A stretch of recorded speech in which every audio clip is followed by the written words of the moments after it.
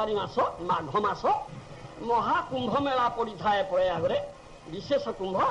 ସେ କହିଲେ ମୁଁ କୁମ୍ଭ ମେଳାକୁ ଯାଉଛି, ଆଉ ତୁମେ ଆସ ସେଠିକି, ସେଇଠୁ ଆମେ ଆସିବା। କହିଲେ ହଁ ଯିବି।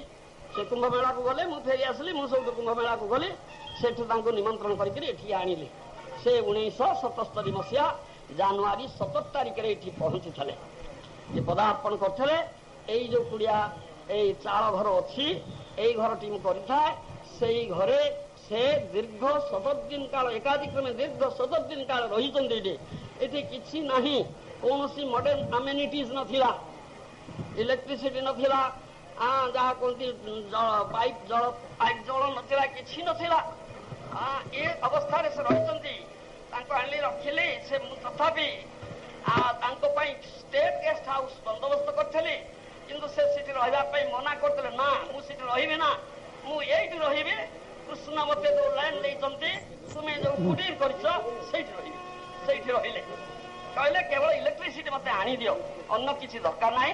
କାରଣ ସେ ଇଂରେଜୀରେ ଟ୍ରାନ୍ସଲେସନ କରୁଥାନ୍ତି ଏ ଭାଗବତ ଚୈତନ୍ୟ ଚରିତାମୃତ ଗୀତା ଏସବୁ ଶାସ୍ତ୍ର ଇଂରେଜୀରେ ଟ୍ରାନ୍ସଲେସନ କରୁଥାନ୍ତି ଇଂରେଜୀ ଭାଷୀ ଭକ୍ତମାନଙ୍କ ପାଇଁ, ପାଶ୍ଚାତ୍ୟ ଦେଶ ପାଇଁ।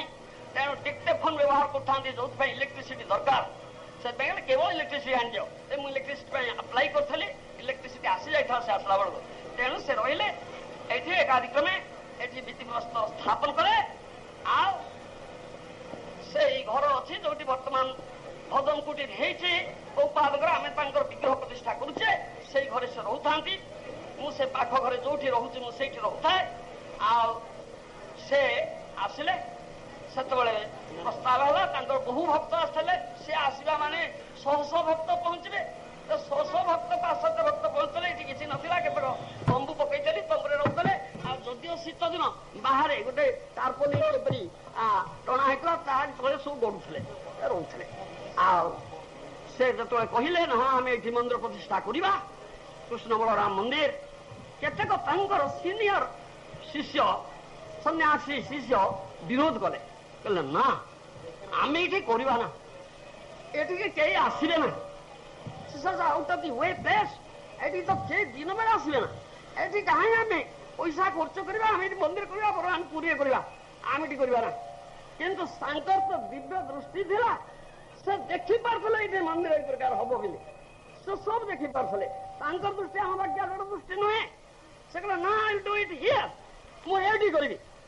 ସେ ସବୁ ସମସ୍ତଙ୍କୁ ତଡ଼ିଦେଲେ। ତାଙ୍କର ପ୍ରତ୍ୟେକ ଶବ୍ଦ ଟେପ୍ ହଉଥାଏ, ଟେପ୍ ରେକର୍ଡ ରନ୍ ହେଇକି ଥାଏ, ପ୍ରତ୍ୟେକ ଶବ୍ଦ ଟେପ୍ ହଉଥାଏ। ସେ ସମସ୍ତଙ୍କୁ ତଡ଼ିଦେଲେ, ଗେଟ୍ ଆଉଟ୍ ଫ୍ରମ୍ ହିୟର୍। ସେ ମତେ ଏକା ଡାକିଲେ ସେ ଘର ଭିତରକୁ।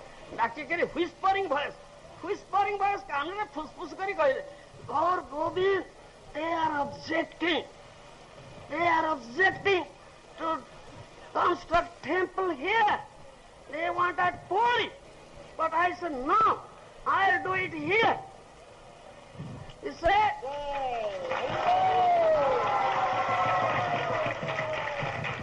Gaur Govind, you will stay here and you will have to do it. They have problems. They cannot stay here. They will come and go, but they will help you. ଏପରି ବହୁ କଥା ଫୁସଫୁସ କରି ମୋ କାନରେ କହିଛନ୍ତି। ସେ ତାହା ମୋ ହୃଦୟରେ ରେକର୍ଡ ହେଇକରି ରହିଛି।